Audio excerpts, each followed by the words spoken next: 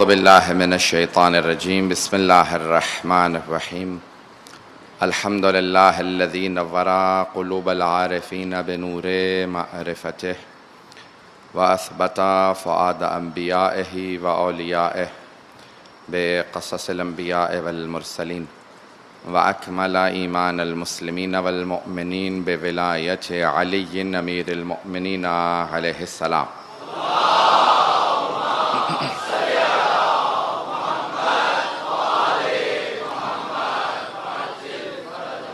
والصلاة والسلام والتحیۃ والاکرام علی افضل الموجودات العبد المؤید والرسول المسدد المصطفى الامجد المحمود الاحمد اعنی ابا القاسم محمد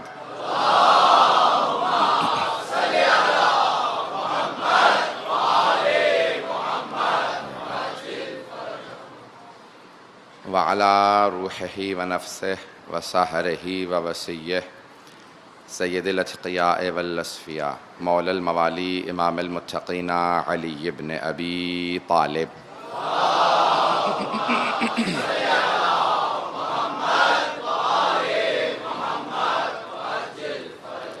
وعلى اوصیائه لا سیما بقیت اللہ فی الارضین روحی وارواح العالمین لتراب مقدمہ الفدا واللعنة الدائمة على أعدائهم أجمعين من الآن إلى قيام يوم الدين أما بعد فقد قال أبو عبد الله جعفر بن محمد الصادق عليه الصلاة والسلام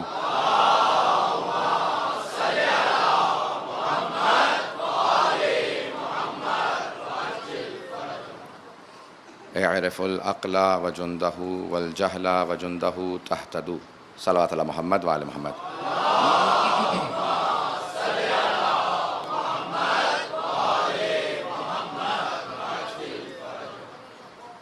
ایمان و عقل کے عنوان سے ہم نے اس سلسلہ مجالس کو شروع کیا۔ عشرہ مجالس میں ہم نے آپ کے سامنے تعریف پیش کی عقل کی کیا ہے، ایمان کی تعریف پیش کی کہ ایمان کیا ہے۔ امیر المؤمنین نے فرمایا ہے کہ صرف دل سے اقرار کرنا کافی نہیں ہے، دل میں ماننا، معرفت حاصل کرنا، زبان سے اقرار کرنا اور زندگی میں باعمل بننا، یہ ایمان ہے۔ کچھ چیزوں کا تعلق ایمان سے ہے۔ جیسے جیسے انسان کی عقل بڑھتی جاتی ہے ویسے ویسے اس کا ایمان بھی بڑھتا جاتا ہے، اور جیسے جیسے ایمان بڑھتا جاتا ہے ویسے ویسے عقل بڑھتی جاتی ہے، یعنی یہ دونوں ایک دوسرے کی معاونت کرتے ہیں، مدد کرتے ہیں آگے بڑھنے میں۔ تو ہم نے عرض کیا ہے اس عشرے کے دوران کہ کبھی بھی مکاری عیاری کو عقل نہ سمجھیں۔ عقل انسان کو گناہوں سے پاک رکھتی ہے، بامعرفت بناتی ہے، اہل بیت سے قریب کرتی ہے۔ بعض اوقات آپ دشمنان اہل بیت کو دیکھیں گے، دیکھنے میں عقل مند نظر آتے ہیں۔ جب پوچھا امیر المومنین سے یا علی یہ بہت عقل مند ہیں، تو آپ نے کہا نہیں، یہ شیطنت ہے، عقل نہیں ہے۔ عقل وہ ہوتی ہے جو انسان کو با ایمان بناتی ہے۔ اب بتایا یہ ہے مولا نے، جو حدیث میں نے انتخاب کی ہے آپ کی خدمت میں مطالب پیش کرنے کے لیے، کہ چھٹے امام کی اس حدیث میں مولا فرماتے ہیں کہ یہ عقل اس کے 75 سپاہی ہیں اور جہل کے جہالت کے بھی 75 سپاہی ہیں، اور جو ہم صفات پیش کر رہے ہیں وہ جو فوج ہے اگر ان کو پہچانتے چلے جائیں گے تو وہ عقل کی علامت ہیں۔ جن چیزوں کو بعض اوقات ہم سمجھتے ہیں یہ عقل ہے، وہ عقل نہیں ہوتے۔ عقل وہی ہے جو معصوم نے فرمایا یہ عقل کی علامات ہیں۔ تو ہم نے آپ کے سامنے کچھ صفات کو پیش کیا ہے، آج 2 اور صفات کو پیش کروں گا، لیکن اشارہ کرتے ہوئے آگے بڑھ رہا ہوں۔ پیغمبر اسلام ایک مقام سے گزر رہے تھے، آپ نے دیکھا کچھ نوجوان ہیں جو بہت بڑے بڑے پتھر اٹھا رہے ہیں، تو آپ نے فوراً سوال کیا میرے بچوں آپ لوگ کیا کر رہے ہیں؟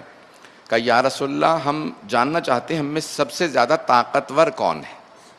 جیسے آج کے زمانے میں وزن ہوتا ہے معلوم کرنے کے لیے جو سب سے زیادہ وزن اٹھائے، اس زمانے میں اس طرح سے باقاعدہ وزن کے لیے بار اور بڑے بڑے ڈش وغیرہ نہیں ہوتے تھے، وہاں پہ اس زمانے میں لوگ پتھر اٹھاتے تھے۔ تو کہا یا رسول اللہ ہم پتھر اٹھا کے دیکھ رہے ہیں، جو سب سے بڑا پتھر اٹھائے گا وہ سب سے زیادہ طاقتور ہوگا۔ تو آپ نے کہا کہ اے میرے بچوں، اے اہل ایمان، اے نوجوانوں، اگر میں فیصلہ کر دوں گا کہ سب سے زیادہ طاقتور کون ہے، میرے فیصلے کو مان لو گے؟ تو تمام نوجوان مسلمان تھے، کہا یا رسول اللہ ہم نے جنت کو دیکھا نہیں، آپ نے بتایا جنت ہے، ہم نے جنت کو مان لیا۔ ہم نے جہنم کو دیکھا نہیں، آپ نے بتایا جہنم ہے، ہم نے مان لیا. ہم نے صراط کو دیکھا نہیں، آپ نے بتایا ہم نے مان لیا. ہم نے برزخ کو دیکھا نہیں، منکر نکیر کو دیکھا نہیں، فرشتوں کو دیکھا نہیں. آپ کے کہنے پہ جب سب مان لیا تو اگر آپ فیصلہ کریں گے ہم میں سب سے زیادہ طاقتور کون ہے تو کیوں نہیں مانیں گے؟ تو پھر آپ نے فرمایا کیا کہ آؤ میں بتاتا ہوں سب سے زیادہ طاقتور کون ہے. اب دیکھیں ہمارے لحاظ سے جو سب سے زیادہ وزن اٹھا لے ہم اسے سب سے زیادہ طاقتور سمجھتے ہیں، لیکن پیغمبر اسلام نے فرمایا کہا سب سے زیادہ طاقتور وہ ہے کہ جب خوش ہو تو خالق کو ناراض نہ کرے. اگر اس بات کو پہنچا پاؤں، جب خوش ہو تو خالق کو ناراض نہ کرے. جب بہت سے لوگ خوش ہوتے ہیں تو آنپے سے باہر ہونے لگتے ہیں، اچھلنے کودنے لگتے ہیں، ناچنے گانے لگتے ہیں. کہا جب خوش ہو تو خالق کو ناراض نہ کرے، جب ناراض ہو تو مخلوق خدا کو ناراض نہ کرے. جب خود ناراض ہے کوئی پوچھ لے کیا بات ہے، دکھی کیوں ہے، ناراض کیوں ہے، کوئی ایسی بات کہہ دیتے ہیں جو پوچھنے والا بھی ناراض ہو جاتا ہے. کہا جب خوش ہو تو خالق کو ناراض نہ کرے، جب غمگین ہو تو مخلوق خدا کو ناراض نہ کرے. اور اگر کبھی کسی عہدے پہ آ جائے تو جتنا حق بنتا ہے اس سے زیادہ نہ لے. نہیں پہنچا پایا. اپنے حق سے زیادہ کبھی منصب پہ آنے کے بعد نہ لے. اب بھائی عہدہ تو مل ہی گیا ہے تو پہلا حق میرا ہی بنتا ہے. نہیں، حق پہلے میرا نہیں بنتا، جنہوں نے ذمہ داری دی ہے پہلے ان کا حق بنتا ہے. پیغمبر اسلام فرماتے ہیں کبھی اپنے حق سے زیادہ حاصل نہ کرے. اس لیے سمجھنا بہت ضروری ہے عقل کیا شے ہے، یہ انسان کو باایمان بناتی ہے. اب میں ان مراحل کو پیش کرنا چاہتا ہوں اگلے مرحلے میں کہ جناب امام جعفر الصادق علیہ السلام نے فرمایا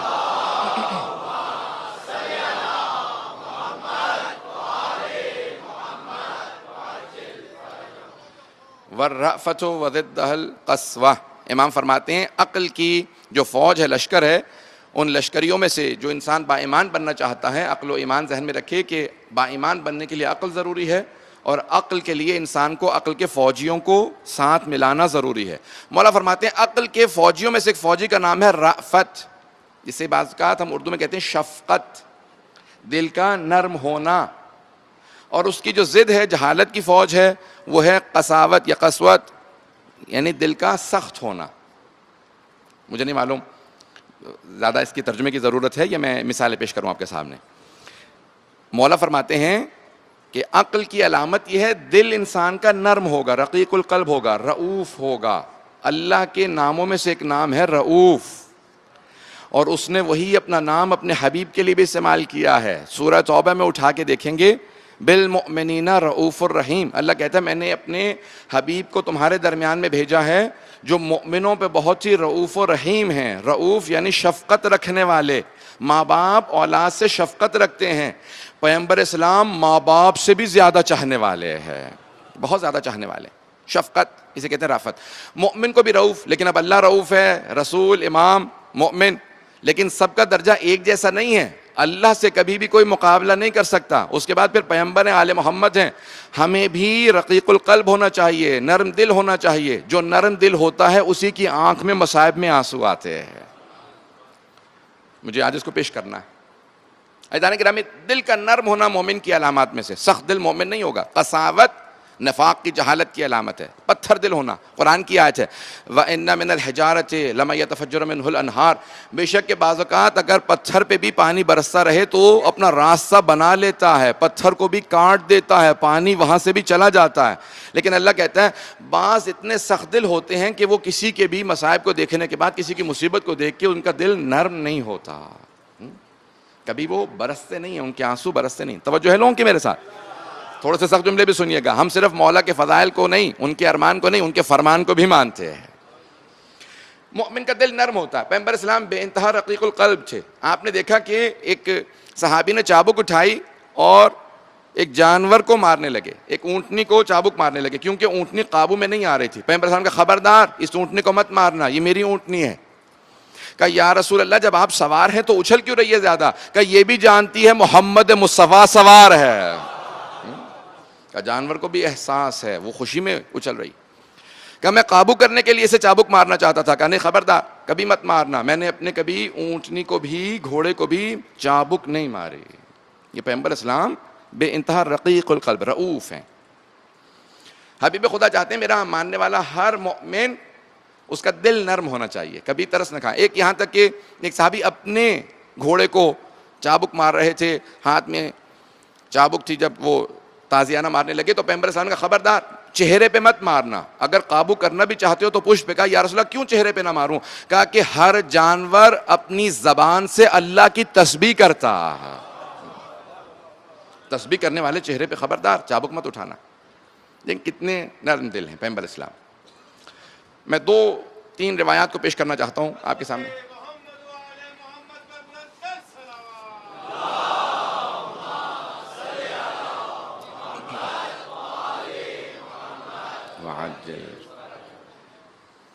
عزیزان کرام, حبیب خدا بہت زیادہ نرم دل, یہاں تک کہ ایک مقام سے گزر رہے تھے. آپ نے یہ واقعہ سن رکھا ہوگا کہ کچھ غلاموں نے زمین پہ بیٹھ کے وہ کھانا کھا رہے تھے, فوراً کہا یا رسول اللہ جب بھی ہم آپ کو دیکھتے ہیں جی کرتا ہے کہ ہمارے پاس بھی مکان ہوتا. پرانا زمانہ غلاموں کا دور تھا. تو حبیب خدا نے فوراً رک کے کہا کیوں جی کرتا ہے کہ مکان ہوتا؟ کہا یا رسول اللہ اگر ہمارے پاس مکان ہوتا نا تو ہم آپ کو دعوت ضرور کرتے. کہا کیا چیز روک رہی ہے دعوت کرنے سے؟ کہا یا رسول اللہ ہمارے پاس مکان ہی نہیں ہے. کہا پھر بھی دعوت کرو گے تو میں آ جاؤں گا. کہا یا رسول اللہ ہم تو سڑک پہ بیٹھ کے کھانا کھاتے ہیں. کہا اسی چوراہے پہ سڑک پہ بھی دعوت دو گے میں آ جاؤں گا. کہا یا رسول اللہ آج تو خشک روٹی ہے, سادہ ساتھ میں پانی ہے, سالن بھی نہیں ہے, کچھ بھی کھانے کو نہیں ہے, جس دن کھانا بہتر ہوگا اس دن دعوت دیں گے. کہا نہیں ابھی دعوت دو میں ابھی آ جاؤں گا. تو ان سب نے کہا یا رسول اللہ تشریف لائیے. وہ سب کھڑے ہو گئے تعظیماً. پیغمبر اسلام وہیں پہ فوراً زمین پہ بیٹھے. کہا یہی خشک روٹی آپ سب کے ساتھ کھاؤں گا. جب ایک مرتبہ خشک روٹی توڑنے لگے تو وہاں سے ایک مؤمنہ گزر رہی تھی جو پیغمبر کو مانتی تھی, اہل ایمان تھی. تو فوراً پلٹ کے کہا یا رسول اللہ تاکلوا کالعبید, آپ تو بندوں کی طرح سے کھانا کھا رہے ہیں. بندہ یعنی غلام کہتے تھے نا, عبید عبد کی طرح سے, آپ بندوں کی طرح سے کھانا کھا رہے ہیں. پیغمبر نے فوراً پلٹ کے کہا اے کنیز خدا مجھ سے بڑا اللہ کا بندہ کون ہوگا؟ مجھ سے بڑا اللہ کا بندہ کون ہوگا؟ کبھی بھی انسان جھجک نہ کرے, کبھی بھی انسان کا دل نرم ہونا چاہیے. جو دوسروں کی تکلیف کو محسوس کرے اس میں ایمان ہے. اپنی تکلیف تو جانور بھی محسوس کرتا. پتہ نہیں بات پہنچ رہی ہے نہیں پہنچ رہی ہے. عزیزان گرامی اپنی تکلیف ہر انسان کو محسوس ہوتی ہے. اگر آپ کو اپنی تکلیف محسوس ہو سمجھ لیں زندہ ہے. جسے دوسرے کی تکلیف محسوس ہو سمجھ لیں اس میں ایمان ہے. جو دوسروں کی تکلیف محسوس کرے. آپ نے دیکھا سب سے زیادہ جو دل نرم ہوتا ہے کسی کے لیے بھی وہ ماں باپ کا ہوتا ہے. بچہ گرتا ہے تو ماں کو محسوس ہوتا ہے جیسے مجھے چوٹ لگی ہے. چہرہ بتا دیتا ہے ماں باپ کا کہ بچہ گرنے پہ. عزیزان گرامی پیغمبر اسلام فرماتے ہیں مومن کو رؤوف ہونا چاہیے, نرم دل ہونا چاہیے. دوسری طرف ہے قساوت, سخت دل. سخت دلی کیسے انسان کو مل جاتی ہے, کیسے انسان قسی القلب ہو جاتا ہے, پتھر دل ہو جاتا ہے. انسان بعض اوقات جب کھانا زیادہ کھاتا ہے تو اسے نیند زیادہ آتی ہے. امیر المومنین کا فرمان ہے جو کھانا زیادہ کھائے گا اسے نیند زیادہ آئے گی. جو سوئے گا زیادہ وہ غفلت زیادہ کرتا ہے. جو زیادہ سوتا ہے, بہت زیادہ سوتا ہے, وہ زیادہ غفلت کرتا ہے. جو زیادہ غفلت کرتا ہے اس کا دل سخت ہونے لگتا ہے. جس کا دل سخت ہو جاتا ہے وہ گناہ زیادہ کرتا ہے. مولا فرماتے ہیں مقدمہ نہ فراہم کرنا گناہوں کے لیے, ابتدا کو ٹھیک کر لینا انتہا خود ٹھیک ہو جائے گی. کتنا ایک جملے میں مولا کی کتنی گہرائی ہے. فرماتے ہیں ابتدا کو ٹھیک رکھو. کہ کبھی بھی سخت دل مت ہونا.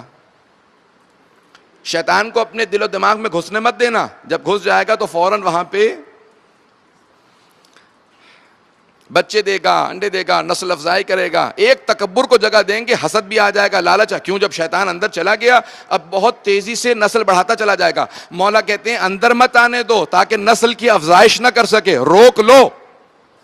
کہا مولا روکیں کیسے؟ کہا کہ جب بھی نماز کی پابندی رکھو گے تو ایک بہت بڑا تمہارے سامنے شیطان کے مقابلے میں بہت بڑا قلعہ بنا رہے گا, اندر نہیں جا سکے گا. کہا مولا دوسرا کوئی راز؟ کہا مومن کا دل مت دکھانا. جب مومن کا دل دکھاؤ گے تو مومن کا دل اللہ کا گھر ہوتا ہے, اگر اسے توڑو گے تو تم نے خانہ خدا کو توڑا ہے. وہیں سے انسان جسور ہو جاتا ہے, اس کا دل سخت ہونے لگتا ہے. میں سخت باتیں کہہ رہا ہوں لیکن مجھے سارے اپنے نوجوانوں کی بھائیوں کی توجہ چاہیے, پوری توجہ ہے میرے ساتھ. اسی محبت سے, جسی محبت سے آپ دیکھ رہے ہیں اور سن رہے ہیں, سنتے رہیے گا. عزیزان گرامی, میرے بھائیوں, میرے بزرگوں, میرے بچوں, کبھی بھی ہم اپنے آپ کو دھوکہ نہ دیں. ہمیشہ سخت دلی سے اجتناب کریں. سخت دل انسان دوسروں کے درد کو محسوس نہیں کرتا. اور یہ سخت دلی انسان کو نہ جانے کتنا سخت دل بعض اوقات بنا دیتی ہے کہ وہ ماں باپ جو بعض اوقات آپ کی کمزوریوں کے اندر آپ کا ساتھ دے رہے ہوتے ہیں, انسان ان کی بھی کمزوری کو بھلا دیتا ہے. معاشرے کے اندر جو بزرگ ہوتے ہیں انسان ان کے بھی احترام کو بھلا دیتا ہے. یہاں تک پیغمبر اسلام فرماتے ہیں کہ اگر کوئی کسی سفید ریش، کوئی سفید بہت بزرگ ہیں، بوڑھے ہیں، کافر ہی کیوں نہ ہو، اگر اس کو صرف اس لیے بازو تھام کے سڑک پار کرا دیتا ہے کیونکہ یہ بزرگ ہے، اللہ کا بندہ تو ہے، کافر ہی کیوں نہ ہو، بندہ خدا تو ہے۔ پیغمبر فرماتے ہیں اگر میرا کوئی ماننے والا مسلمان مومن کسی کافر کو اس لیے سڑک پار کرا دے کہ یہ اللہ کا بندہ ہے، تو اللہ اسی ایک نیکی کی وجہ سے اس کے اتنے گناہ معاف کر دے گا وہ تصور بھی نہیں کر سکتا۔ عزیزان گرامی، دلوں کو نرم رکھیں، اپنے دل سخت نہ ہونے دیں، کبھی ایسا نہ ہو کہ انسان کا دل سخت ہو جائے۔ میں آج ایک حدیث دیکھ رہا تھا امام جعفر الصادق علیہ السلام کے،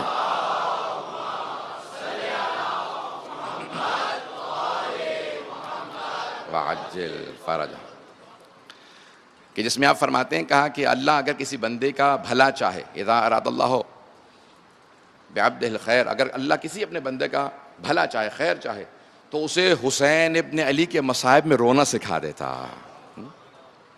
یہ رونا تب آتا ہے جب انسان کا دل نرم ہو، رأفت ہو۔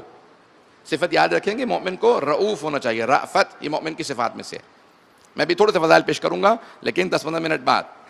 مجھے معلوم ہے بہت سے نوجوان یہاں پہ، مجھے پورا اندازہ ہے کہ لوگ کہاں کہاں سے آ رہے ہیں، بہت بہت دور سے لوگ آ رہے ہیں، اور جس زحمتوں سے مجھے بعض کا لوگ تصویریں دکھاتے ہیں کہ پانی بھی کھڑا ہے پھر بھی وہاں پہ مومنین بیٹھے ہیں، یہ صرف عشق حسین ابن علی ہے جو آپ کو مجالس میں لے کے آ رہا۔ جناب سید الشہداء آپ کا آنا قبول فرمائیں اور ہم سب کو کربلا کی زیارت نصیب فرمائیں۔ عزیزان گرامی، تو مومن کو نرم دل ہونا چاہیے، کبھی بھی سخت دل نہ ہو۔ حبیب خدا سے متعلق بس ایک روایت کو اور پیش کروں گا کہ جہاں سے آپ گزر رہے ہیں، شاید آپ نے سنی ہو، شاید کبھی دینیات میں پڑھی ہو۔ میں جب بھی اس واقعے کے متعلق سوچتا ہوں میری کیفیت بدل جاتی ہے کہ حبیب خدا گزر رہے ہیں مدینے میں گلی سے، دیکھتے ہیں کہ ایک کنیز ہے، پرانے زمانے میں غلام اور کنیزیں عام تھے، کنیز ہے جو سڑک پہ بیٹھ کے رو رہی ہے۔ مجھے ایک اور ایسا دنیا کے اندر حکمران دکھائیں، پیغمبر اسلام حکومت قائم کر چکے تھے مدینے کے اندر، لیکن ایک کنیز تک کے درد کو محسوس کرتے تھے۔ ایک اور حکمران دکھائیں جو کسی کنیز کے، کسی عام آدمی کے درد کو محسوس کرتا ہو، تو آپ فوراً رک گئے۔ کہا کیا بات ہے بیٹی، آپ رو کیوں رہی ہیں؟ کہا یا رسول اللہ، جس گھر کی کنیز ہوں انہوں نے کچھ پیسے دیے تھے بازار سے کچھ لانے کے لیے، وہ پیسے مجھ سے کھو گئے ہیں، اب مجھے سمجھ میں نہیں آ رہی ہے کہ میں کیسے کس منہ سے گھر واپس جاؤں۔ کیا کتنے درہم تھے؟ کہا 2 درہم تھے۔ پیغمبر اسلام نے اپنے پاس سے 2 درہم دیے، کہا جاؤ جا کے بازار سے جو انہوں نے کہا تھا سودا سلف لانے کے لیے وہ خرید لو اور گھر چلی جاؤ۔ پیغمبر جب کام سے واپس آئے دیکھا دوبارہ بیٹھی وہیں پہ رو رہی ہے۔ کہا اب کیا بات ہے، اب کیوں رو رہی ہو؟ کہا یا رسول اللہ، میں نے سامان تو لے لیا آپ کے پیسوں سے، لیکن اب دیر اتنی ہو گئی ہے، جب گھر جاؤں گی تو وہ کہیں گے اتنی دیر سے کہاں تھی، اگر پیسے کھو گئے تھے تو پھر دوبارہ مجھے شاید ماریں، شاید ڈانٹیں، مجھے اب شرم آ رہی ہے گھر جاتے میں۔ پیغمبر اسلام نے کہا میرے ساتھ چل، میں تیری شفاعت کر دوں گا۔ پتہ نہیں یہ حبیب خدا کتنے رؤوف ہیں۔ کہا میرے ساتھ چل، میں تیری شفاعت کروں گا۔ جیسے ہی دروازے پہ پہنچے، دروازے پہ دستک دی، دستک دینے کے بعد کہا کہ اے گھر والو السلام علیکم یا اہل البیت، اے اس گھر میں رہنے والو تم پہ سلام ہو۔ ایک مرتبہ کہا، دوسری مرتبہ، تیسری مرتبہ، پھر آپ نے کہا کہ کیا بات ہے، کوئی گھر میں موجود نہیں؟ سارے گھر والے واپس باہر آ گئے۔ کہا کہ پیغمبر اسلام نے سوال کیا، اتنی دیر سے میں سلام کر رہا تھا، آواز نہیں آ رہی تھی؟ کہا یا رسول اللہ آواز آ رہی تھی اور ہم سب کو یقین ہو گیا تھا کہ آپ تشریف لائے ہیں، ہم سب کا جی کر رہا تھا کہ آپ سلام بھیجتے رہیں، ہم سنتے رہے۔ کیا اس کا مطلب ہے میرے ماں اللہ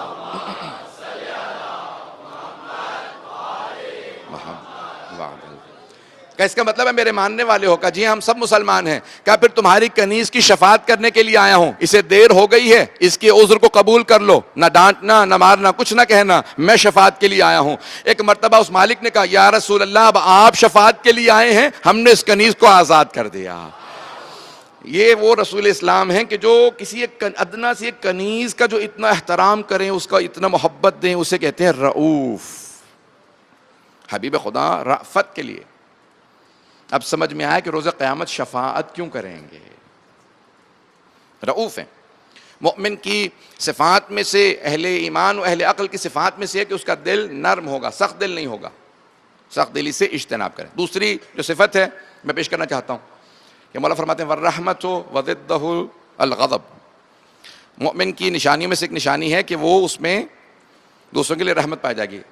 رأفت میں رحمت میں فرق کیا ہے؟ تو کہا کہ شدید رحمت کو رأفت کہا جاتا ہے، اگر پہنچا پایا ہوں اس بات کو۔ شدید رحمت کو رأفت کہا جاتا ہے، عام رحمت اور اس سے بھی بہت زیادہ جو رقیق القلب نرم دل ہو اسے کہتے ہیں رأفت۔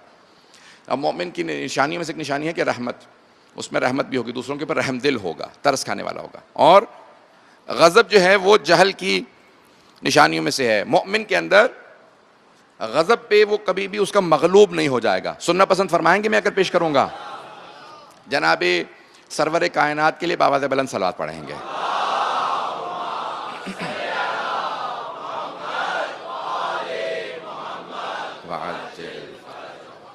میرے تمام بھائیوں کی، بزرگوں کی میرے ساتھ توجہ ہے۔ عزیزان گرامی، اب کبھی بھی مومن غضب کے اوپر قابو پائے گا کہ مغلوب نہیں ہوگا، رحمت اس پہ غالب رہے گی، اور کبھی بھی مغلوب غضب نہیں ہوگا، یعنی غضب اس پہ غالب نہیں آ جائے گا۔ غصہ کرنا بری چیز نہیں ہے، لیکن غصے میں آپے سے باہر ہو جانا، جہاں غصہ انسان کو قابو کرنے لگے، انسان غصے کو قابو نہ کر سکے، یہ خراب ہے، یہ غلط ہے۔ غیرت کی علامت ہے غصہ آ جانا، لیکن غصہ، اب انسان 3 حالتوں میں غصہ کرتا ہے، سنیں گے سب اس کو غور سے۔ 3 حالتوں میں، ایک بعض کا تکبر کی وجہ سے، میں آج دیکھ رہا تھا متعدد کتابیں جو علماء علم اخلاق نے لکھی ہیں کہ بعض کا جسے تکبر بہت زیادہ ہوتا ہے، مجھ جیسا کوئی نہیں ہے، میرے ساتھ صحیح طرح سے بات کیوں نہیں کرے، اسے غصہ بہت زیادہ آئے گا، تم جیسا کوئی نہیں ہے۔ انسان اگر اسی بات کو اپنے ذہن سے نکال دے کہ ارے مجھ سے بے انتہا افضل لوگ اسی دور میں موجود ہیں، مجھ سے بڑے بڑے بہتر لوگ پہلے بھی گزر گئے ہیں، کبھی بھی تکبر نہ کریں۔ اللہ سبحانہ وتعالیٰ کو کبر صرف اس کے لیے ہے۔ جب سرور کائنات نے، امیر المومنین نے کبھی تکبر نہیں کیا، ہمیشہ تواضع سے پیش آتے تھے۔ کبریائی تکبر صرف اللہ کے لیے ہے، اللہ کے ناموں میں سے ایک نام ہے المتکبر، کیونکہ اللہ سے بڑا کوئی نہیں ہے، صرف اس کے لیے تکبر ہے۔ بہت خاموشی سے سن رہے ہیں، اگر بات پہنچ رہی ہے مجھے خاموشی کچھ نہیں کہتی، میری بات پہنچ جانی چاہیے، صرف میری بات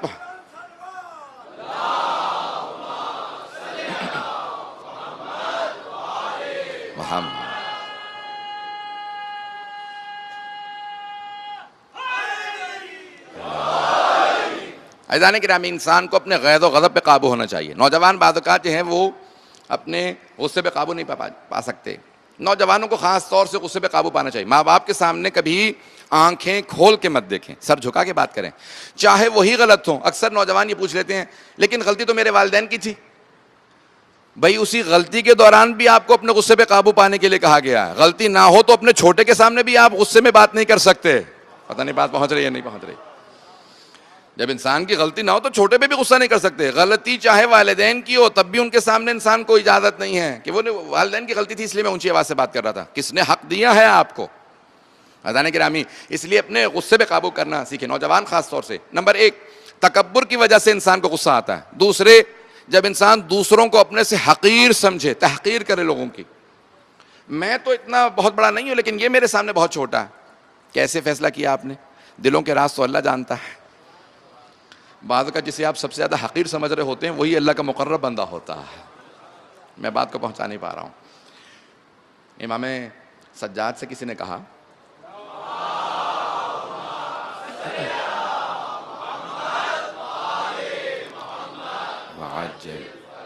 کہ مولا جب بھی آپ صدقہ نکالتے ہیں تو صدقہ دینے کے بعد جب فقیر کو آپ صدقہ اس کے ہاتھ میں رکھتے ہیں، ہاتھ کو کیوں چومتے ہیں؟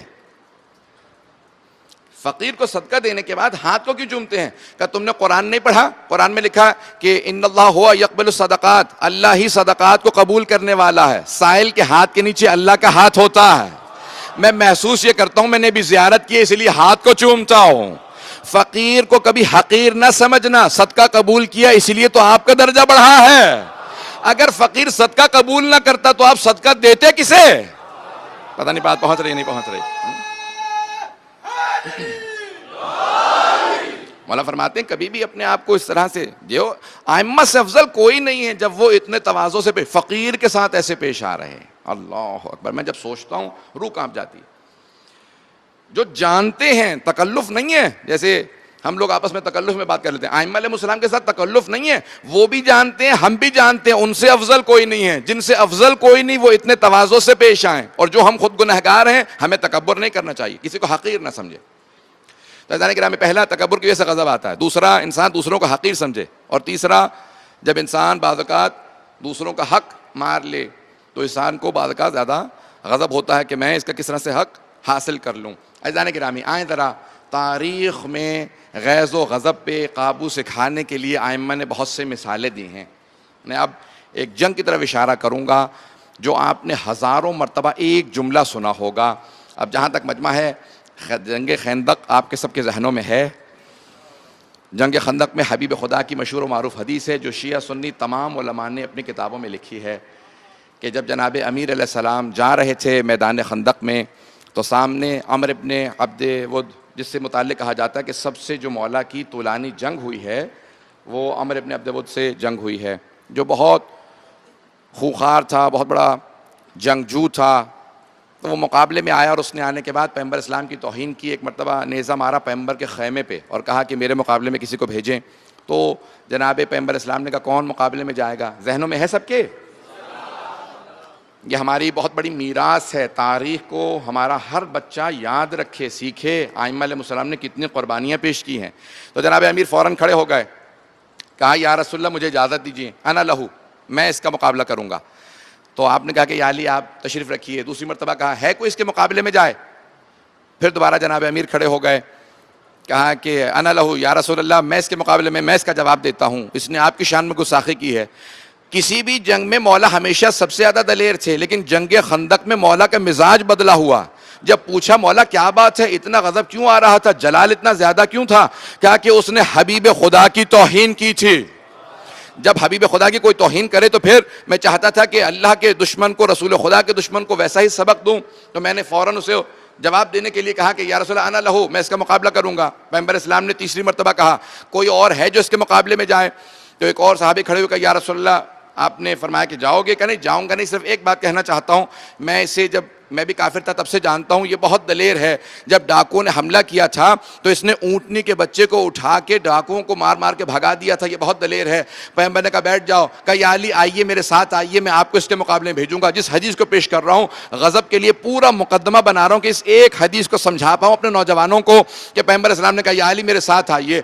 آپ نے خیمے میں اپنی قبا جناب امیر کو دی اور جناب امیر کی قبا کو اوڑھ لیا، اپنی ابا جناب امیر کو دی اور جناب امیر کی ابا کو آپ نے اپنے زیب دن کر لیا، زرہ اپنی اتاری جناب امیر کے زیب دن کی، جناب امیر کی زرہ کو لے لیا، توجہ ہے یا نہیں ہے؟ اپنی تلوار جناب امیر کو دی، جناب امیر کی تلوار کو لیا۔ ایک مرتبہ تمام کا تمام اپنے جو زرہ تھی سب کچھ پہنانے کے بعد باہر لے کے آئے، پھر کہا یا علی اپنا امامہ مجھے دیجئے، میرا امامہ آپ لے لیجئے۔ میں کہوں گا یا رسول اللہ جس خیمے میں ابا قبا تبدیل کی تھی، جہاں پہ زرہ کو تبدیل کیا، تلوار کو منتقل کیا، وہیں پہ امامہ بھی دے دیتے۔ پیغمبر نے کہا نہیں، میرے بعد میرے امامے کا مسئلہ ہوگا، میں سب کے سامنے فیصلہ کر کے جا رہا ہوں۔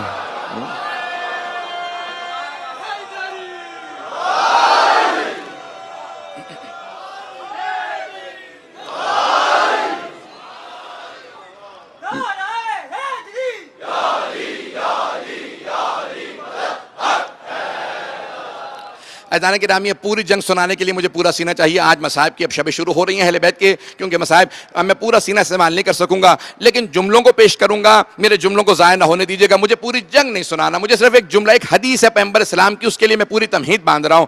اب سن لیجئے، 2 سے 4 منٹ کی زحمت دوں گا، سارے مجھے مجمع کی توجہ خصوصاً نوجوانوں سے خاص طور سے درخواست کر کے کہہ رہا ہوں، سنیں گے۔ جناب امیر علیہ السلام چلے، جیسے پیغمبر اسلام نے اپنا امامہ پہنایا کہ یا علی جائیے، جا کے اس کی زبان بند کیجئے، کیونکہ وہ توہین کر رہا تھا، پیغمبر اسلام کی دین کی توہین کر رہا تھا۔ چلے جناب امیر علیہ السلام، یہ واحد جنگ ہے کہ جب جناب امیر جا رہے تھے جنگ کے لیے تو جناب پیغمبر اسلام پیچھے پیچھے آ رہے تھے اور ہاتھوں کو بلند کر کے کہہ رہے تھے پروردگارہ بدر میں تو نے مجھ سے عبیدہ کو لے لیا، احد میں تو نے حمزہ کو لے لیا، اب میرے پاس صرف ایک علی رہ گیا ہے، پروردگارہ علی کو مجھ سے کبھی نہ چھیننا۔ یہ ہمیشہ میرے سامنے کھڑا ہوتا ہے، پروردگارہ اس کی حفاظت کرنا، یہ ہمیشہ میرے سامنے ایک سپر بن کے کوئی پتھر آئے اپنے سینے پہ لیتا ہے۔ چلے جناب امیر علیہ السلام، تمام تاریخوں نے لکھا ہے کہ اس واحد جنگ میں جناب امیر جب جا رہے تھے تو ان کے دائیں طرف جناب جبرائیل تھے، بائیں طرف جناب میکائیل تھے اور سامنے جناب اسرائیل تھے، ملک الموت تھے۔ میں نے بہت سوچا یہ اتنی جنگوں میں جناب امیر لڑے ہیں، یہ اس واحد جنگ میں اتنے فرشتے کیوں آئے ہیں؟ کیونکہ آج جناب امیر کو جلال ہے، تلوار کو روکنے کے لیے فرشتوں کے پروں کی ضرورت ہے۔ چلے، لیکن پھر بھی اب دیکھیں کتنا غیظ و غضب ہے. میں پیش کر رہا ہوں کہ جناب امیر علیہ السلام غیظ و غضب میں ہیں کہ پیغمبر کی توہین کی ہے. واحد جنگ ہے آئے اس انداز سے، اور کہتے ہیں کہ ایک مرتبہ اسے کہا کہ میں نے سنا کہ تو اپنے دشمن کی 3 باتوں کو مانتا ہے، دعوت دیتا ہوں مسلمان ہو جا. اس نے کہا اگر مسلمان ہونا ہوتا کبھی میدان جنگ میں نہ آتا. پھر مولا نے کہا واپس چلا جا. کہا اگر واپس جانا ہوتا اور پوری زندگی لوگوں کی باتیں سننا ہوتا کہ میدان جنگ چھوڑ کے بھاگ گیا تھا، اگر میں بات پہنچا پایا ہوں تو میں کبھی میدان میں نہ آتا. مولا نے کہا اچھا پھر تیسری بات میری ضرور مان لے. کا کیا بات ہے؟ مولا نے کہا اپنے گھوڑے سے زمین پہ آ جا. اس کا مطلب ہے یا تو نہیں یا میں نہیں. مولا سمجھانا چاہتے ہیں دشمن رسالت سے کوئی کمپرومائز نہیں ہو سکتا، نہ اس دور میں نہ اس دور میں.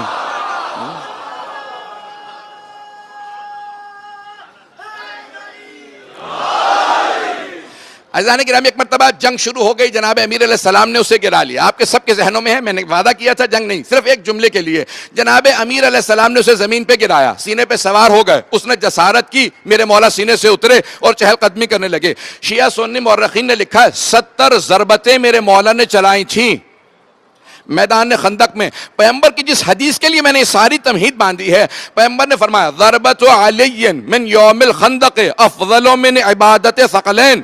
تمام جنوں انسانوں کی یا فرشتوں اور انسانوں کی عبادتوں سے افضل علی کی ایک یوم خندق کی، غزوہ خندق کی ایک ضربت سارے ثقلین کی عبادت سے افضل ہے. 70 ضربتیں چلائی تھی، 70 ضربتیں چلائی ہیں جناب امین نے، ایک ضربت ثقلین کی عبادت سے افضل ہے. میں نے بہت سوچا یہ 70 ضربتیں چلی ہیں، یہ ایک ضربت کون سی ہے جو ثقلین کی عبادت سے افضل ہے؟ تو سوچنے کے بعد میں اس نتیجے پہ پہنچا ہوں کہ میرے مولا نے جب تلوار کھینچی تھی چلانے کے لیے، اس نے جسارت کی، مولا سینے سے اترے اور چلے گئے. اب سب کہنے لگے یا علی جب گرا لیا تھا تو مار دیتے. کہا نہیں، میں خالصتاً لوجہ اللہ. تو مجھے کہہ لینے دے وہ جو ضربتیں چلائیں تھی وہ نہیں تھی، وہ جو ایک ضربت روک لی تھی وہ ثقلین کی عبادت سے افضل.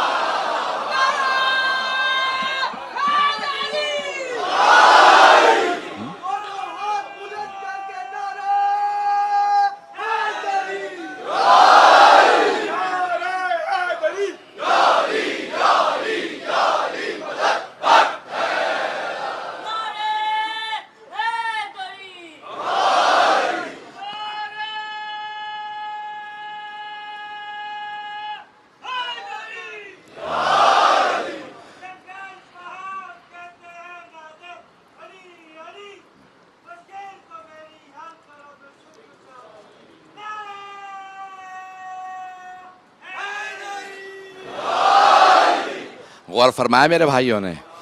عزیزان گرامی، وہ جو 70 ضربتیں چلائیں تھی وہ نہیں، وہ جو ایک ضربت روک لی تھی وہ ثقلین کی عبادت سے افضل ہے. کہ اپنے دشمن پہ قابو پانے کے بعد جب ایک مرتبہ جناب امیر اس کو بالکل زیر کر دیں تب بھی ضربت خالصتاً لوجہ اللہ چلاتے ہیں. عزیزان گرامی، جس کو اپنے غیظ و غضب پہ اتنا قابو ہو اسے علی کہتے ہیں. عزیزان گرامی، علی سے کوئی کسی مقابلہ نہیں ہے، کوئی مقابلہ نہیں کر سکتا، لیکن ماننے والے کم از کم حرام غیظ و غضب کے اندر اپنے آپ کو قابو میں رکھیں تاکہ کبھی بھی والدین کے سامنے جسارت نہ کر پائیں. اب سنیں گے، میں 5 سے 7 منٹ کی زحمت دوں گا.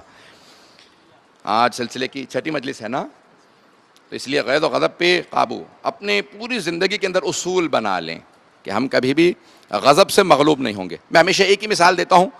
جب آپ گھوڑے پہ سوار ہونا اور اس کی لگام کو چھوڑ دیں تو جہاں گھوڑے کا جی چاہے گا وہ آپ کو لے جائے گا، لیکن اگر لگام آپ کے ہاتھ میں ہوگی تو پھر جہاں آپ چاہیں گے گھوڑا اس طرف جائے گا. اپنے غیظ و غضب کے گھوڑے کو اپنے قابو میں رکھیں، اس کے قابو میں نہ آ جائیں. پتہ نہیں بات پہنچے یا نہیں پہنچے.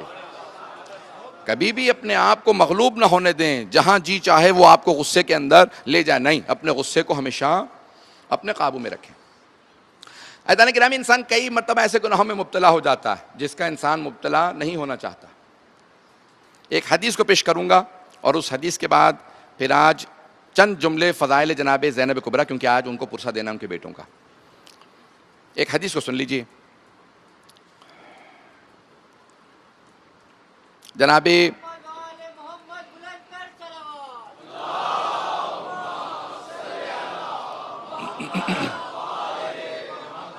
وعجل فرجہ۔ جب بھی جناب زینب سے متعلق سوچتا ہوں، ان کی بلندی کا احساس، ان کی عظمت کا احساس، کہ جس بی بی کو 12 اماموں نے سلام کیا ہو، کہ ان کا مقام و عظمت کیا ہے۔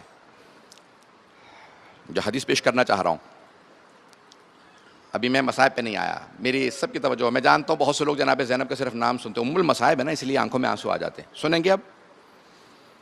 آپ نے دیکھا ہے کہ مردوں سے زیادہ جذبات، احساسات مستورات کے خواتین کے ہوتے ہیں، اسی لیے اللہ نے ماں میں جو صلاحیت دی ہے بچے کو پالنے کی، وہ باپ میں نہیں ہوتی، کیونکہ جذبات اس کے اتنے ہوتے ہیں، ہر طرح کی قربانی دینے کے لیے تیار ہوتی ہے، لیکن جذبات زیادہ ہوتے ہیں۔ خدا نہ خواستہ اگر کوئی گھر میں وفات ہو جائے، کوئی پریشانی آ جائے، تو خواتین اپنے غصے پہ قابو نہیں پا سکتی، اور غصے میں نہ جانے کیا کچھ کہہ جاتی ہیں، بعض اوقات کفریہ جملے تک سننے میں آ جاتے ہیں، یہ ہمارا ہی بچہ کیوں دنیا سے گیا، اللہ نے ہمارے ساتھ انصاف معاذ اللہ نہیں کیا، اللہ نے عدل نہیں کیا، یعنی اللہ سے باقاعدہ شکوے شکایات شروع ہو جاتے ہیں۔ لیکن میرے لاکھوں درود و سلام ہوں جناب زینب کبریٰ پہ، ایک گھر میں 18 لاشیں پڑے ہوں اور بی بی کے زبان سے ایک ایسا جملہ نہیں جو توحید کے خلاف ہو۔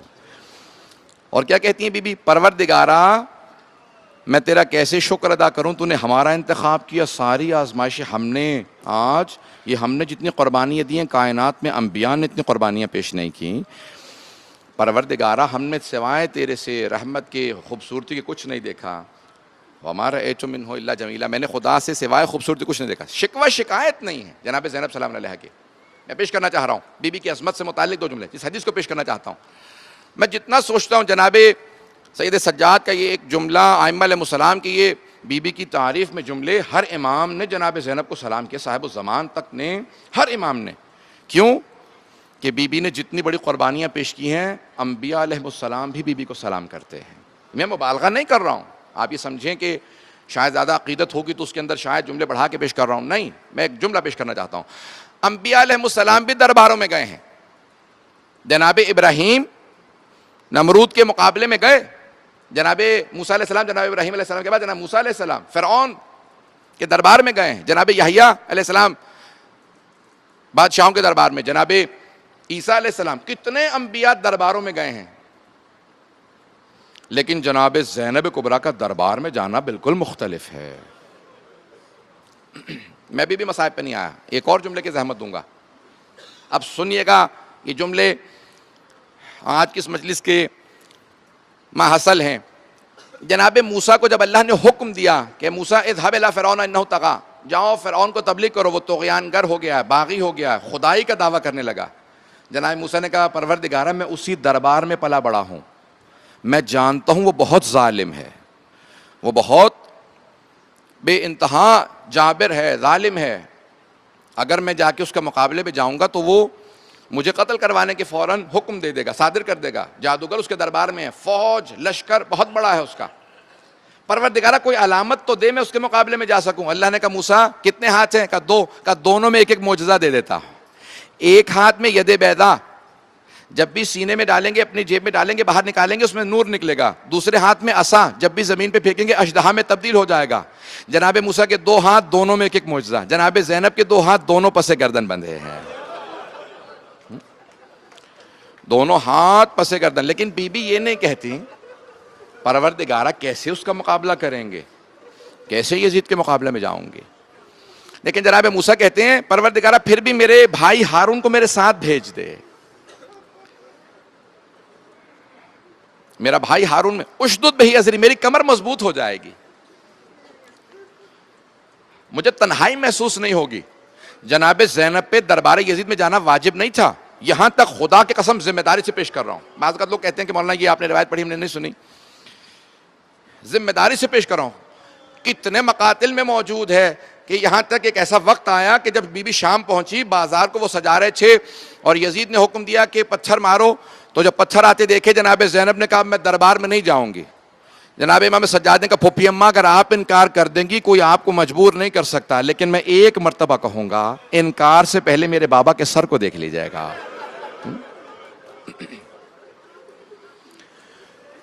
تو کہا بھیا آپ کی خاطر جاؤں گی، آپ کے دشمن کو اسی کے دربار میں شکست دے کے آؤں گی، اور بی بی نے یہی کیا، یزید کو اسی کے دربار میں شکست دی.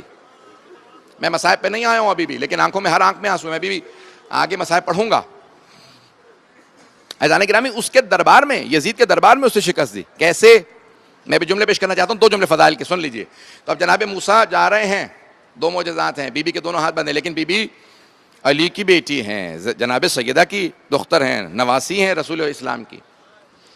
غیظ و غضب پہ قابو ہے. جب خطبہ شروع کرتی ہیں تو توحید سے شروع کرتی ہیں، رسالت بیان کرتی ہیں، ولایت و امامت کا تعارف کرواتی ہیں، پھر بتاتی ہیں آل محمد کون ہے، اہل بیت کا تعارف کرواتی ہیں. پھر ایک مرتبہ کہتی ہیں کہ ابن الطلقاء، کسے کہتی ہیں؟ یزید. اس کے دربار میں یہ جو پیغمبر اسلام کی حدیث ہے، افضل العبادت کلمۃ الحق عند الجائر، ظالم و جابر جائر کے سامنے کلمہ حق بلند کرنا سب سے بڑا جہاد ہے. یہ سب سے بڑی مجاہدہ جناب زینب کبریٰ ہے. یزید سے بڑا کوئی ظالم نہیں. اور جناب زینب اس کے دربار میں کھڑے ہو کے اسے کہتی ہیں، یا ابن الطلقاء، بھول گیا تو اپنی اصل کو؟ تو کون ہے؟ تیرے اجداد کو میرے نانا نے آزاد کیا تھا. جب فتح مکہ ہو گئی تو وہ قیدی بن گئے تھے، میرے نانا آزاد نہ کرتے وہ مر جاتے. تو آج بھول گیا جسے میرے نانا نے آزاد کیا تھا، تو ان کی نسل سے آج ہم ہی پہ ظلم کر رہا ہے. پورے دربار کا ماحول. اب بھی اس کے بعد کہتی ہیں، یا یزید کد قیدک وسعا سعیک وناسب جہدک، کو یزید تو نے جتنا ظلم و جور کرنا تھا، مکر و فریب کرنا تھا تو نے کر لیا، اگر ہمت ہے اور ظلم کر لے. واللہ لا تمحو ذکرنا ولا تمیت وحینا، خدا کی قسم. اب بی بی قسم کھا کے جملہ کہہ رہی ہیں، خدا کی قسم ہم اہل بیت کا ذکر مٹنے والا نہیں ہے. میں فضائل کے 2 جملے پیش کر تو پھر مصائب پہ آؤں گا. عزیزان گرامی، بی بی کیا کہہ رہی ہیں؟ خدا کی قسم کھا کے کہہ رہی ہیں. اب وہ درباری جتنے تھے وہ یزید کے درباری تھے، اہل بیت کے ماننے والے نہیں تھے، لیکن وہ متحیر و پریشان تھے. ارے نبی کی نواسی ہو کے اتنی بڑی بات اللہ کی قسم کھا کے کہہ گئیں. واللہ خدا کی قسم ہم اہل بیت کا ذکر مٹنے والا نہیں ہے.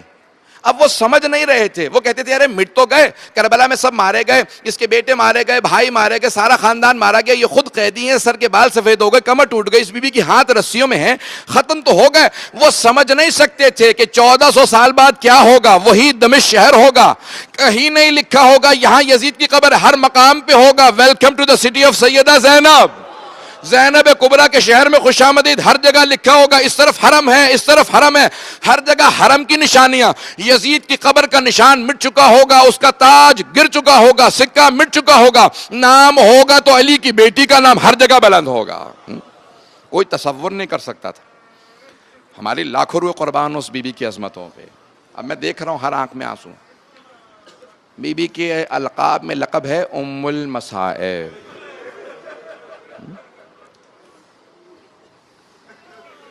اگر میں آج پڑھ پایا،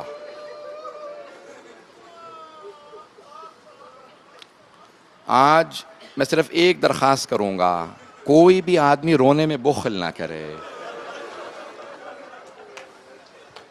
کیوں؟ آج اس بی بی کو پرسہ دینا ہے جس نے ہر شہید کا پرسہ لیا ہے، بس اپنے بیٹوں کا پرسہ کسی سے نہیں لیا. بہت بڑا جملہ ہے، بہت بڑا جملہ. کبھی کوئی ماں بھی کہہ سکتی ہے مجھے بیٹوں کا پرسہ نہ دو؟ میں نے مقاتل میں دیکھا ہے بی بی کا امام حسین سے متعلق مرثیہ موجود ہے، بی بی کا حضرت عباس سے متعلق مرثیہ موجود ہے، بی بی کا حضرت علی اکبر سے متعلق مرثیہ موجود ہے. نہیں ہے تو جناب اون و محمد کا مرثیہ نہیں ہے. بی بی نے حضرت اون و محمد سے متعلق کوئی مرثیہ نہیں کہا. بھئی آج میں آپ کو پتا ہے کہ میری کیفیت ایک عجیب و غریب ہوتی ہے. جب میں بی بی کو پرسہ پیش کرتا ہوں نا، میرا اپنا دل کرتا میں مر جاؤں، کلیجہ پھٹنے لگتا ہے. بی بی کے مصائب سے زیادہ کسی کا مصائب نہیں ہے. اب شب عاشور ہے، جناب زینب کبریٰ بار بار اپنے بیٹوں کے بالوں میں ہاتھ ڈالتی ہیں، بالوں کو سنوارتی جاتی ہیں اور ایک جملہ کہتی جا. آرام سے، میں بڑے سخت مصائب پڑھوں گا، کمزور دل والے بے شک چلے جائیں، میں بڑے سخت جملے کہنے والا ہوں. تو بی بی بار بار کہتی ہیں اون و محمد تم جعفر طیار کے پوتے ہو، حیدر کرار کے نواسے ہو. میرے شیرو، اگر ہو سکے نا تو ماموں کے دشمن عمر سعد کا قتل کر دینا. بی بی آپ کی لاکھوں سلام آپ کی عظمتوں پہ، بی بی آپ کی دونوں بیٹوں پہ سلام ہو. دونوں بیٹے کہتے ہیں اماں ہم دونوں کوشش کریں گے. بی بی نے کہا کہ نہیں، میں دیکھ رہی ہوں ایک ایک دو دو آدمی آتے ہیں میرے بھائی کی نصرت کے لیے، اور 2,000 3,000 4,000 5,000 ایک ایک لہجے میں لشکر آتا ہے میرے بھائی کے قتل کے لیے. میں جانتی ہوں جو مقابلے میں ہے نا وہ بہت بڑی تعداد ہے، لیکن میرے شیرو بس میری ایک وصیت یاد رکھنا. اب دونوں شہزادے اٹھ کے بیٹھ گئے. کہا اماں فرمائیے آپ کی وصیت کیا ہے؟ ماں کی عظمت کا احساس دونوں شہزادوں کو تھا، اور محمد کو. کہا اماں وصیت کیا ہے؟ کہا میرے شیرو بس ایک میری وصیت ہے، بہت دلیر ہو، خون تمہارے اندر شیروں کا دوڑ رہا ہے، حیدر کرار کا جعفر طیار کا خون ہے. میرے بیٹو بس ایک بات یاد رکھنا، میں جانتی ہوں بہت دلیر و شجاع ہو، اگر جنگ کرتے ہوئے فرات تک پہنچ جاؤ تو میرے بچوں پانی نہ پینا. بچوں حسین کے بچے بہت پیاسے ہیں.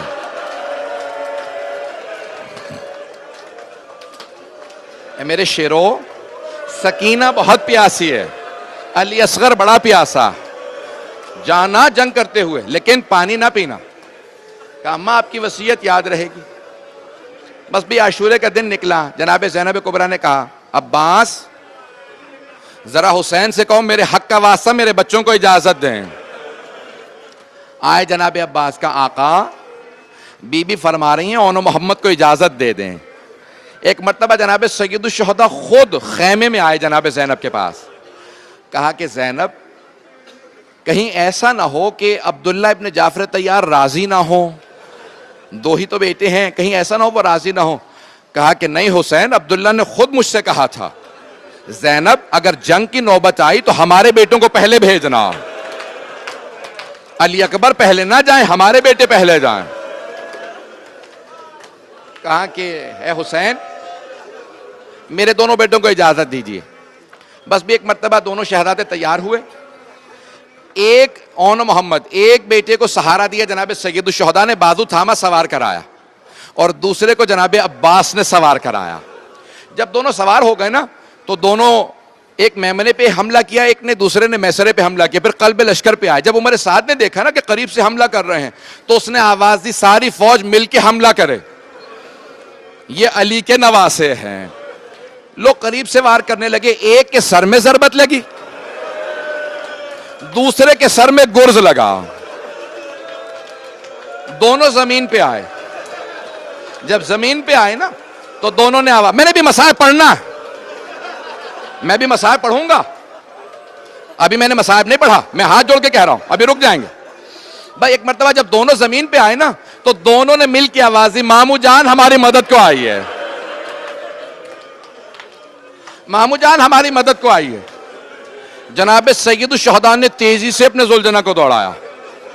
جب قریب پہنچے تو ایک کا دم نکل چکا تھا، ایک میں ابھی رمق باقی تھی. مولا نے ایک مرتبہ لاشا اٹھایا، ایک کا دوسرے کو سہارا دیا، وہ بھی زندہ تھے. تو ایک مرتبہ پلٹ کے ان میں سے ایک نے کہا مامو جان ہماری ماں کو ہمارا آخری سلام کہہ دیجئے گا، مامو جان ہماری ماں سے کہیے گا، مامو جان ہماری ماں سے کہیے گا اماں ہم فرات تک پہنچ گئے تھے لیکن ہمیں آپ کی وصیت یاد تھی، اماں ہم نے پانی نہیں پیا. نہیں بھائی ابھی میں پڑھوں گا، ہاتھ جوڑ کے کہہ رہا ہوں میں پڑھوں گا. بس بھائی مولا حسین نے دونوں لاشیں اٹھائے، خیمے میں لے کے آئے، آواز دی فضا ذرا میری بہن زینب سے کہو بیٹوں سے وداع کر لیں. جناب زینب وہ جو جناب علی اکبر کے لاشے پہ سب سے پہلے آئی تھی نا، اون محمد کے لاشوں پہ نہیں آئیں، جب امام حسین نے بلایا تو آئیں. جب آئیں نا میرے طرف دیکھیے گا، جب آئیں تو آنے کے بعد دونوں کے لاشوں کے درمیان میں بیٹھ گئیں، دونوں کے سینوں پہ ہاتھ رکھے. کہا میرے شیرو مجھے بتاؤ میں کسے قربان کروں بھائی پہ، میرا بھائی اکیلا رہ گیا. نہیں نہیں ہاتھ جوڑ کے کہہ رہا ہوں میں مصائب نہیں پڑھوں گا. اگر آپ ایسے بے صبری کریں گے میں مصائب نہیں پڑھوں گا. ہاتھ جوڑ کے کہہ رہا ہوں سنیں گے ابھی. بس بھائی ایک مرتبہ 11 محرم کا دن نکلا، ساری بیبیاں ناقہ پہ سوار کر دی گئیں. جناب زینب صرف امام حسین کے لاشے پہ گئیں. لیکن جب اونٹنی پہ سوار کر دی گئی نا، آپ نے دیکھا اونٹنی کا قد بڑا ہوتا ہے. بی بی کی مقتل میں نگاہ گئی. بی بی نے سارے لاشیں دیکھے، 2 لاشوں پہ نگاہ پڑی. بی بی نے آنکھیں بند کر لیں. ماں کا دل تھا، آنکھیں بند کر لیں. آنکھیں بند کر کے کہا اونو محمد خدا حافظ. قافلہ چلا گیا. نہیں ابھی سنیں گے ابھی. بس بھائی 11 محرم کو بی بی کربلا سے کوفہ آئیں، کوفہ سے شام آئیں. شام تک بی بی آ گئیں، بیٹوں کو یاد نہیں کیا. شام میں رہائی مل گئی. میں نے سارا مصائب چھوڑ دیا. رہائی ملی. جناب زینب نے کہا بیٹا سجاد یزید سے کہو شہداء کے سر واپس کر دے.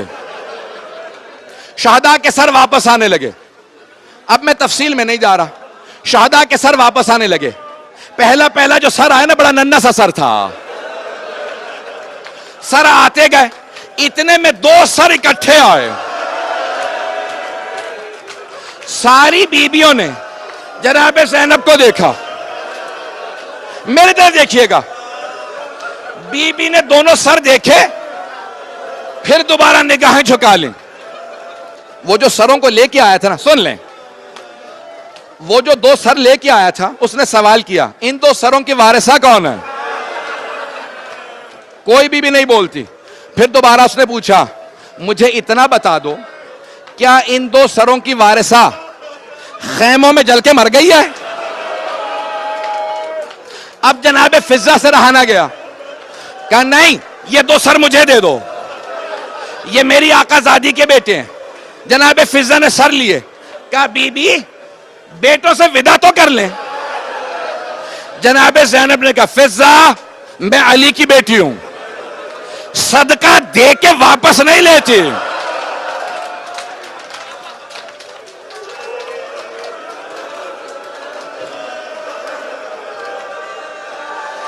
آج میں پڑھوں گا، آج نہیں رکوں گا. آج ام المصائب کو پرسہ دینا. میجر دیکھیے گا. چلی بی بی شام سے چلی کربلا آ گئیں. چہلم پہ کربلا پہنچی. ہر قبر پہ گئیں. نہیں گئیں تو بیٹوں کی قبروں پہ نہیں گئیں. ایک مرتبہ 3 دن رکنے کے بعد چہلم کے بعد امام سجاد نے کہا پھوپھی اماں کل ہم واپس جا رہے ہیں مدینے. سب بیبیاں چلیں.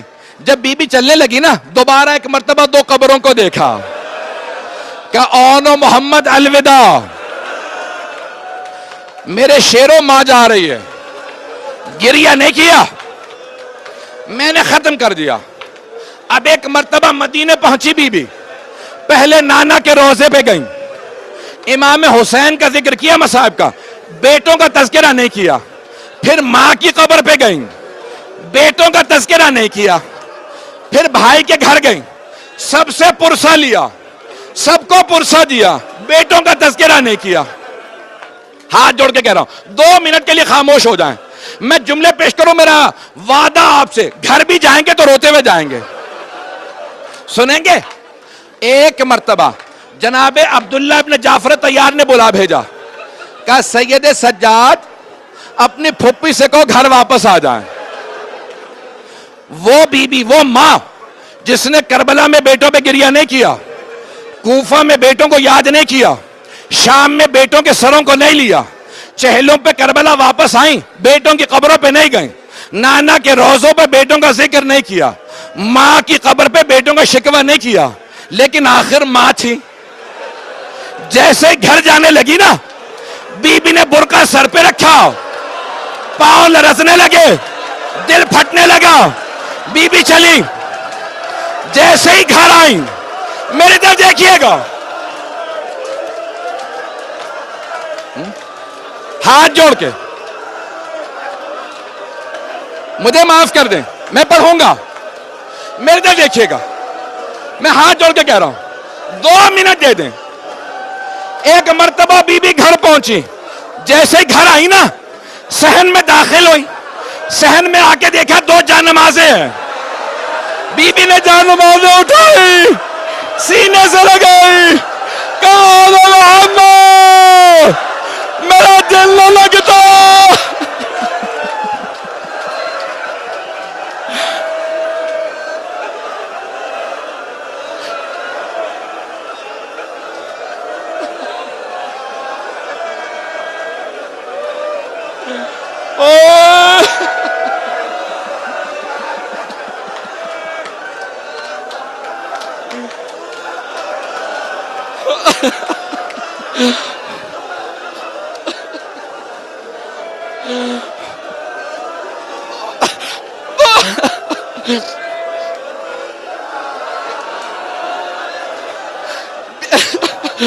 بی بی نے دونوں مسلح اٹھائے 2 منٹ کے لیے. اب مجھ سے پڑھا نہیں جا رہا. 2 منٹ. بی بی نے دونوں جانمازیں اٹھائی, سینے سے لگائی, کہا آن محمد میرا اس گھر میں دل نہ لگتا,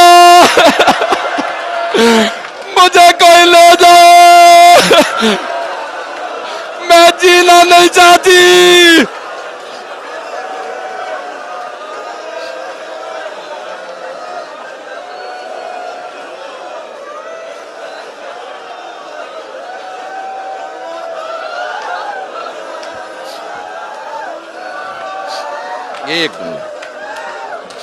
ایک جملہ کہوں گا, میرے طرف دیکھیے گا. جناب عبداللہ ابن جعفر طیار گھر میں آ گئے, نہ جانے کیا بیت گئی جناب زینب پہ. جناب عبداللہ نے پہچانا نہیں, ایک جملہ کہا کہ بی بی کون ہے آپ, ہمارے گھر میں کیوں آئی ہیں. میرے طرف دیکھیے گا. بی بی نے دونوں ہاتھ سر پہ رکھے, کہا عبداللہ پہچانا نہیں, عبداللہ میں زینب ہوں. جناب عبداللہ گر گئے, وہاں ایک مومن بے ہوش ہو گیا, وہاں ایک اور بے ہوش ہو گیا. 2 جملے. جناب عبداللہ نے نہ جانے کیا دیکھا, جناب عبداللہ زمین پہ گر گئے, پھر اٹھے پھر گر گئے. جناب زینب نے پوچھا عبداللہ کیا بات ہے, عبداللہ بیٹوں کی شہادت برداشت نہیں ہوئی. کہا نہیں زینب, وہ دونوں حسین پہ قربان, میں ہوتا میں بھی قربان ہو جاتا, مجھے بیٹوں کا اتنا غم نہیں ہے. زینب ایک سوال کا جواب دو. کہا عبداللہ کیا سوال ہے. کہا زینب یہ کلائیوں پہ نشان کیسے ہے.